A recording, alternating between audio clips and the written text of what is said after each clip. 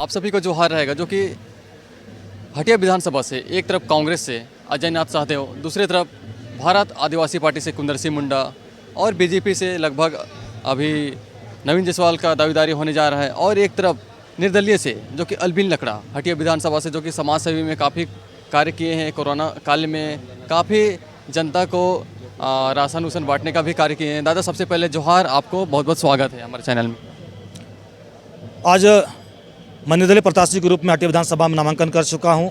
एक बदलाव की ओर बढ़ रहा हूं। ये जनता की सोच है कि अब तक हमारे क्षेत्र में चाहे जितने जो भी विधायक आए हैं, वर्तमान विधायक चाहे जितने भी आने वाले प्रत्याशी हैं, कोई भी किसी के पास में कोई भी नीति सिद्धांत नहीं है, किसी तरह का जनता के हित में काम करने के लिए किसी तरह का कोई ब्लूप्रिंट नहीं है। केवल नली गली से ज़्यादा उनका कोई सोच नहीं है। लेकिन हमारा एक उद्देश्य है, मैं 15-20 साल से लगातार सड़क में संघर्ष किया हूँ, चाहे युवाओं के लिए जेपीसी की मामला हो, ज़मीन को बचाने के लिए सेंटिक्स पेटिक का मुद्दा हो, भूमि अधिग्रहण बिल हो, सरना कोड की मामला हो, और आदिवासी मूलवासी दलित पिछड़े अल्पसंख्यकों की हक अधिकार की बात हो, तमाम वैसे मुद्दाओं के लिए हम लोग लड़े हैं जो हमारे आदिवासी मूलवासी के हित में नहीं है।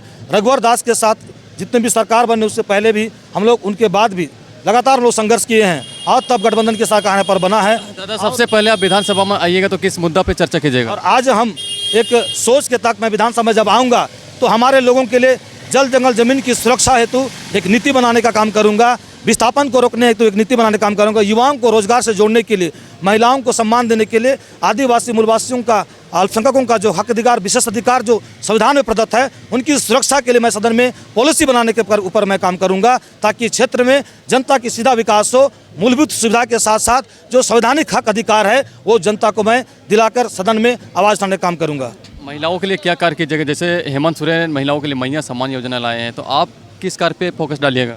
भैया, मैया सम्मान, गोगो सम्मान में के साथ में आप एक कंपटीशन खेल रहे हैं। आप युवाओं को रोजगार क्यों नहीं देना चाहते हैं? हर घर में पढ़े लिखे 2-4 युवा हैं। लोगों को अगर आप नियोजन स्थान नीति बनाएंगे, स्थानीय परिभाषित करेंगे, आपके पास पॉलिसी मेकिंग होगा, रोजगार को सृजन करेंगे, तो कहीं ना कहीं एक एक घर में किसी न किसी को नौकरी लगेगा, तो 2000-2500 क्यों, वो लाखों कमाएगा, और उनका घर परिवार का व्यवस्था ठीक ठाक होगा, उनका परिवार सुशासन और संपन्न रीति से चलेगा। तो मैं इस दिशा में काम करना चाहता हूँ। मतलब आपका कहना है कि युवाओं को मतलब कि सक्षम बनाना चाहते हैं, ये नहीं कि पैसा दे के मजबूत किया जाए। युवाओं को रोजगार से मैं जोड़ना चाहता हूँ।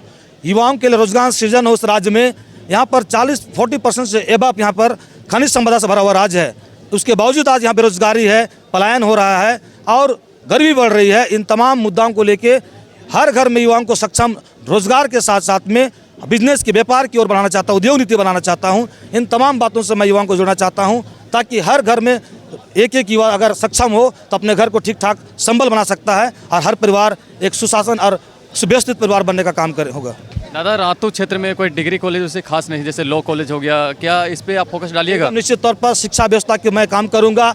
यदि मैं सदन में जाऊंगा, विधायक बन के आऊँगा, तो निश्चित तौर पर एक ऐसा मेडिकल कॉलेज हो जो हमारे लोग मेडिकल कॉलेज के क्षेत्र में आगे बढ़ें। हमारे लोगों को मेडिकल के क्षेत्र में आगे बढ़ाना है, स्वास्थ्य चिकित्सा व्यवस्था को ठीक करना है, कई डिग्री कॉलेज को लाना है, और ऐसा तमाम जो कि आज युवाओं को जोड़ने के लिए रोजगार की बात करें तो हम उद्योग नीति के भी क्षेत्र में काम करेंगे, ताकि एक अच्छे कंपनी हमारे क्षेत्र में भी आए जो कि युवाओं को रोजगार दे, और रोजगार के साथ साथ में एक एक परिवार, एक एक गाँव के लोग संबल बने और अपने परिवार को अच्छी रीति से भरण पोषण करे। यही उद्देश्य के साथ में मैं सदन में जाने का काम करूंगा। सरना कोड के बारे में आप क्या विचार रखना चाहते हैं? देखिए, अब तक जितने भी पार्टी है, चाहे भाजपा की पार्टी हो, कांग्रेस, और जितने बीजेपी को जेएमएम की पार्टी हो, जितने भी पार्टी यहाँ पर आई है, धर्म कोड के नाम पर सिर्फ लॉलीपॉप देने का काम किया है, या कि आदिवासियों को ठगने का काम किया है। यदि आप एकदम सही में चाहते हैं कि उन्हें धर्म कोड की पहचान बने, धर्म कोड मिले, उनका धर्म पहचान मिले, तो निश्चित तौर पर आपको अंतिम प्रारूप देने तक संघर्ष करना होगा, और मैं उससे करने के लिए तैयार हूं।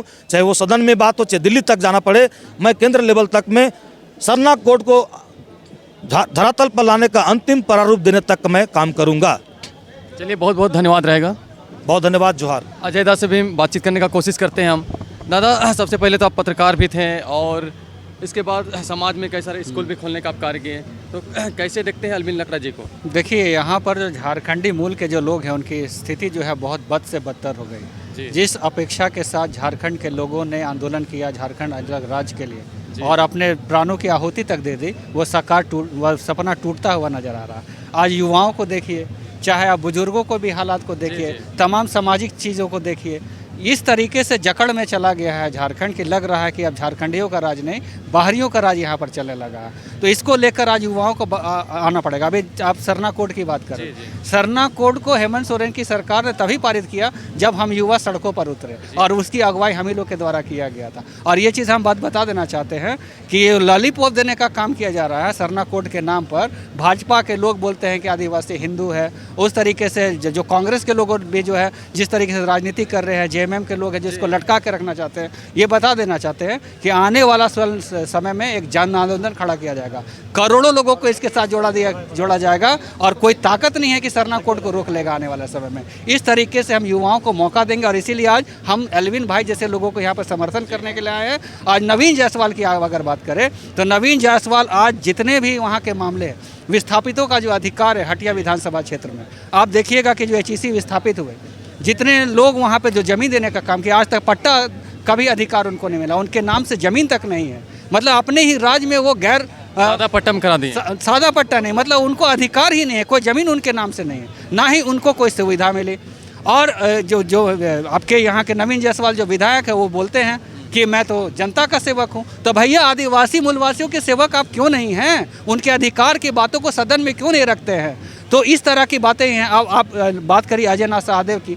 अजय नाथ सहदेव पहले भाजपा में थे, फिर कांग्रेस में आ गए, और पता नहीं आगे कौन सी पार्टी में जाएंगे इस बार चुनाव जीत या हार के बाद, वो तो समय ही बताएगा। तो ये सारी चीज़ें हैं और पूरा भरोसा एल्विन लकड़ा पे है। देखिए अभी तो ये सैलाब अब तैयार हो रहा है और 2029 में पूरे झारखंड राज्य में युवाओं का एक फौज तैयार होगा। और हम लोग वैसे हैं, जब रघुवर दास की जो सरकार थी उस समय भी स्थानीयता का लड़ाई यहाँ पर हो रहा था। रघुवर दास की सरकार ने एक राज्य में 2 स्थानीयता नीति बनाई थी, शेड्यूल एरिया के लिए अलग स्थानीयता नीति और नॉन शेड्यूल एरिया के लिए ओपन कर दिया था, जहाँ यूपी, बिहार, छत्तीसगढ़, दिल्ली, हरियाणा सभी जगह के लोग ओपन से नौकरी लूट के चले गए। और उस समय की जो शिक्षा मंत्री नीरा यादव थी वो बोली थी कि हम बाहरियों को नौकरी से नहीं रोक सकते, और यही बीजेपी अभी बोल रही है कि हम सरकार में आएंगे तो यहाँ के लोगों को नौकरी देंगे। ये तो हंसी वाली बात है, ये हंसी वाली बात है। निर्दलीय से है, क्या दावेदारी कर पाएंगे विधानसभा में? देखिए इनको जिस तरह का समर्थन वहाँ के सामाजिक कार्यकर्ताओं के द्वारा मिल रही है, ये मुझे पूरा विश्वास है कि एक जोरदार दावेदारी वहाँ पर एल्विन लकड़ा देने जा रहे हैं। और आज